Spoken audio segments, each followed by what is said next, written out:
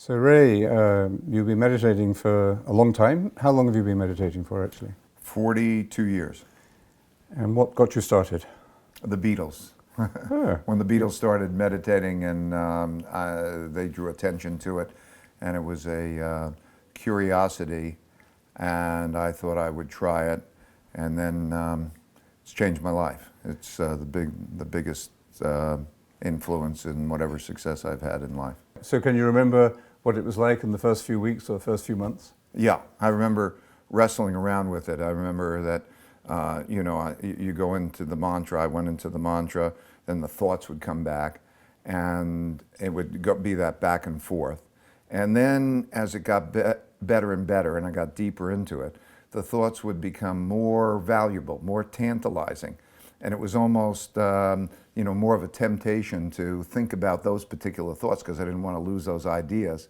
And then I knew that I had to push those away, and it was almost difficult. And then after a while, I remember then disappearing into it, and that was something. And what were the first benefits that you found in the practice as the habit grew, as it became part of your life? Well, the first benefits were that ability to have the quietness, the tranquility, the ability to get energy from it rather than sleep. It would provide me more energy than sleeping.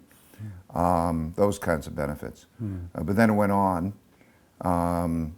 to develop an ongoing equanimity, that centeredness, that ability to go above myself and my circumstances and to look down at them from a higher level with a clarity and an objectivity. And then it started to bring out my subconscious and my creativity, because subsequently I've studied neuroscience. I've been very interested in that. And I've learned that there's part of our brain in the neocortex, which is where imagination exists, which is where creativity exists. And it opened me to that. I experienced it. I didn't understand what was happening at the time, but it provided those things as time went on. Where did the understanding of if you might say, the discipline of the mantra come from? Because you realized during the meditation you were having great ideas and imagination and creativity, but you also knew that you had to let go of those ideas at the time of the meditation and keep going back to the mantra. Was that a natural instinct, or was that difficult to learn? The natural instinct was to go to the ideas. But I also, combination of a teacher and the realization that as I would go deeper, I was going to get more, encouraged me to go deeper. And it's not easy to throw away those good ideas. Yeah, you told me once that your interest in investment wasn't just to make money, it was also the fascination of the game. How did that happen? Well, I started when I was caddying, and I earned $6 a bag. I'd go around and I'd have my $12, and so two things were happening simultaneously. At that time, I was interested in making some money with that originally, but also the game of it caught me.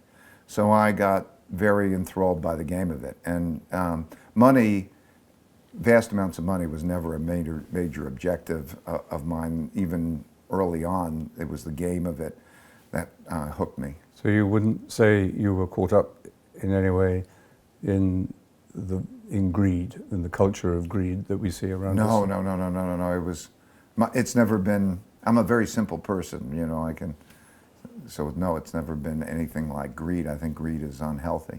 And the meditation, how has the meditation helped you stay, as it were, detached from the money and from all that came with it?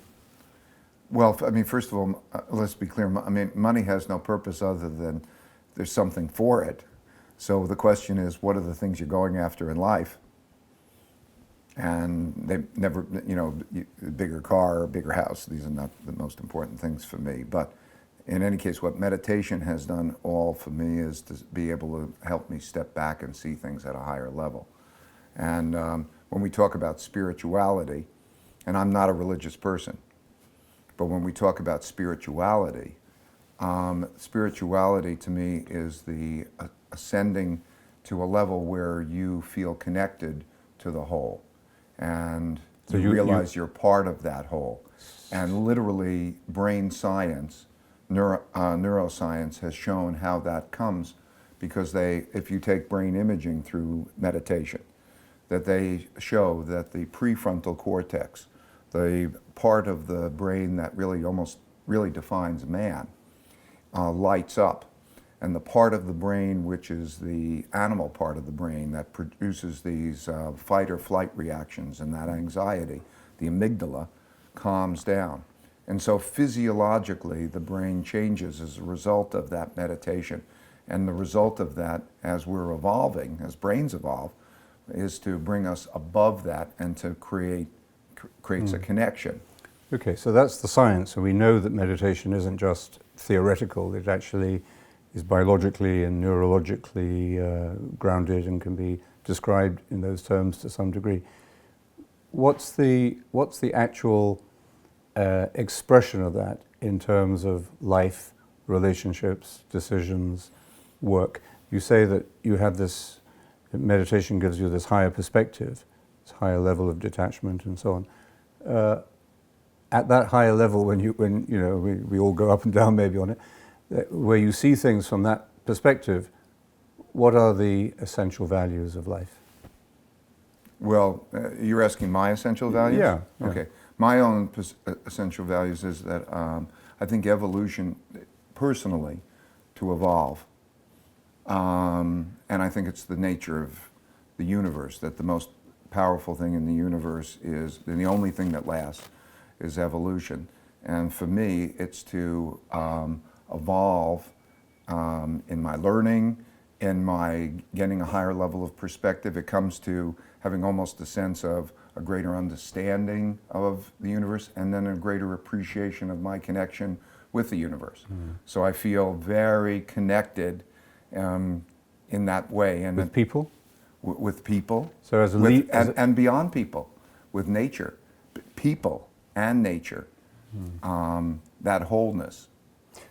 That's for me. You know, I think people are one of 30 million species, and there's the whole connection to that whole thing. So, you know, that's what I. But in a very also a very basic way. When you find yourself under stress and anxiety, things go wrong, you get disappointments, things don't work out as you hoped, you must feel a moment of anxiety, a moment of stress. How do you deal with that? What happens? I can go out of the stress. I can, at any moment, there are times when I feel the stress of the circumstances, and then I can, at will, go out of that stress and just see things in a different way. And it makes me feel almost like a ninja, you know, when in the ninja everything seems to come at slow motion, you know, and in the sense you could step back and it's coming at me at slow motion, and I can deal with it in a way that makes me feel more centered and in control. But like tennis players, they say at the height of their game, the ball seems to go much slower. Yeah. The whole game slows down. Right. Yeah. And it's really that equanimity that produces that kind of a reaction, as distinct from when you have the anxiety. There's not the clarity, it's all coming too fast. Okay, so let's just take a scenario. You're in your office and you've made some decisions, and then those decisions are, you have to revisit them because of something has happened, or the markets have changed, or the advice has changed, and then you feel disappointment or stress or anger, irritation about something. Where does the meditation, is it at the same time, or is it later in the day? No. For me, the way it's changed my perspective, meaning it's all the way reality works. So in other words, I don't view it, bad things are going to happen to me. I just view it as things happen. And so I view reality almost like a machine in which one thing happens after another, and I accept reality. I think reality is beautiful, even though it's challenging. So when I look at it, it's almost like everything is another one of those. I put it in perspective. And I don't know if I'm being clear, but So almost the same things happen over and over and over again. So, And so by sitting back and seeing, But okay, when- it's but- another one of those, or why is it? but when do you sit back and say that? In the middle of the anxiety? For me now, it's become in the middle of Simultaneously, yeah. right. So you It's become simultaneously in the middle of the anxiety, and it's taken me a long time to get there. But by and large, as it's coming, whatever the circumstances are, I'm so close to that. Sometimes I'll feel that twinge of anxiety, but I can bring myself into the position and I say, okay, let me step back and say, how does the world work? These things will happen. It's not like there's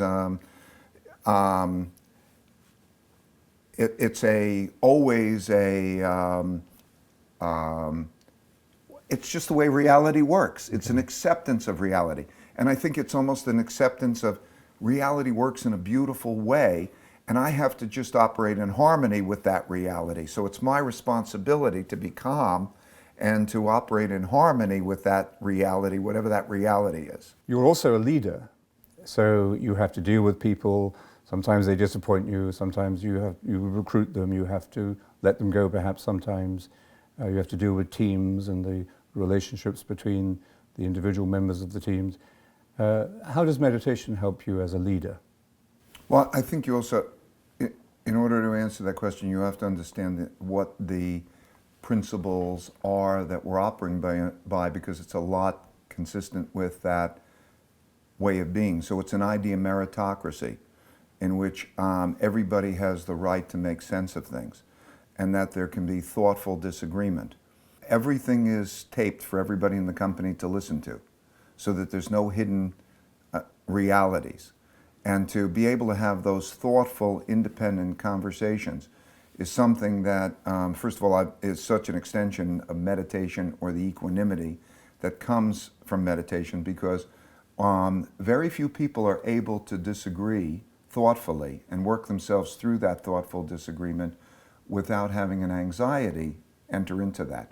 Because there's an instinctual reaction to view disagreement as the equivalent of a fight. But yet, thoughtful disagreement, I believe, is the most powerful force to being right. So in the markets, markets are zero sum.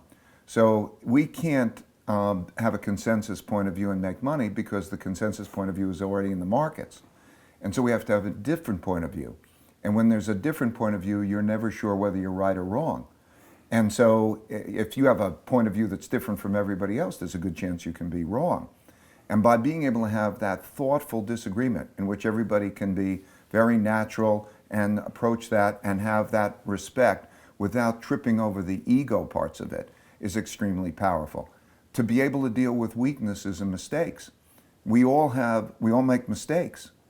We all have weaknesses. And what happens in most people is that they have an anxiety reaction to the mistakes. Are you a nice boss? I think most of the people would consider me to be like a really strong parent who loves their kids a lot. I love the people that I'm working with a lot, and at the same time, that we have to set high standards for each other in a non-hierarchical way. And so we're operating by those very high standards that we feel are healthy with each other. Mm-hmm. So to hold each other to that high standard, we believe is really good with each other. And so they would think that I'm nice, but don't construe that as nice being soft. So you're in the height of a successful career. You're obviously looking to the future. How does meditation give you a sense of perspective in terms of the stages of your own career and your own life? So I think that I see myself within the cycle of life, and I'm now in a stage of my life in terms of that it's my responsibility to transition, to teach, In other words, there's a various stage in your lives. I think of it the kind of three stages. The first stage is you're dependent on others and you're learning. Then the second stage, others are dependent on you. Your kids are dependent on you and you're working. And that's a stage where you accomplish and you conquer and achieve and you do the best that you can. And now I'm in a third stage of my life, which is to transition and to teach and to share that and go in my natural course of things. That's how I view it, and that's how I view it. And that's what you're doing. What advice would you give to young people? I'm thinking of some MBA students that I'm teaching at the moment. How would you advise them? They're at a time in their life where they have great concern about their future career, the decisions they make. How does meditation going to help them? Would you advise them to meditate? Well, first of all, I want to say that the most important thing I could tell them is I have a saying that pain plus reflection equals progress. And what I mean by that is if every time they take a pain, they're experiencing that pain. That's an amygdala emotional reaction. If they can then come out of that pain and then look at it objectively, what is it? Pain is a signaling device. And so if you can look at that, there's a lesson because you can do something. Because another one of those is going to come along many, many, many, many times in your life. And if you can come out of that one painful experience and learn a lesson that'll help you in the next time, that will be terrific. And what happens in meditation, there are two things I'd say pertaining to meditation. Meditation will help to reduce the pain of that moment and help to increase the reflection. And the other thing about it is, I think that most people think that the way that they're going to make the most progress is in their conscious mind. In other words, put as much into your conscious mind as possible and have your conscious mind work as hard as it possibly can in order to achieve the goal, and that'll be effective. And they don't know the path of going into the nothingness, the void, and what's coming inside. Because when you go inside and you relieve that, and you're also letting this subconscious creativity, imagination, all of those other elements come out. And through meditation, you're going to begin to experience these ideas coming out, this creativity coming out. This type of thing that doesn't happen because you're working hard. The great ideas, the creativity come like from being relaxed, you're in a hot shower and all of a sudden it comes to you and you have to grab it because it'll pass you by. It's not because you're working at it. And so to allow yourself the 20 minutes twice a day, or the best you can do, but to allow yourself that is going to be to release that creativity as well as to get you centered, and it's going to have such a payoff in terms of thinking strategically and going above it. And it's not in just grinding it out harder. I once asked Mr. Lee Kuan Yew in Singapore if he would recommend to world leaders when they come together for a summit meeting to meditate together. Let me ask you if you would recommend business leaders to meditate at the beginning of their meetings. Oh, I think it would be great if they would do it, because I know it changes your state of mind. I'm sure your students start to experience this. As you come through a meditation, and then you come out of that meditation and you have your communication, it's just so much more effective. It's a way that not only ahead of the meeting, but at any time you're receiving anxiety, you can step aside and you can relieve that anxiety. So many times I would recommend on different occasions to meditate. Meditation, I've said it many times, is the greatest gift that I can give anyone. What is your actual daily practice of meditation now?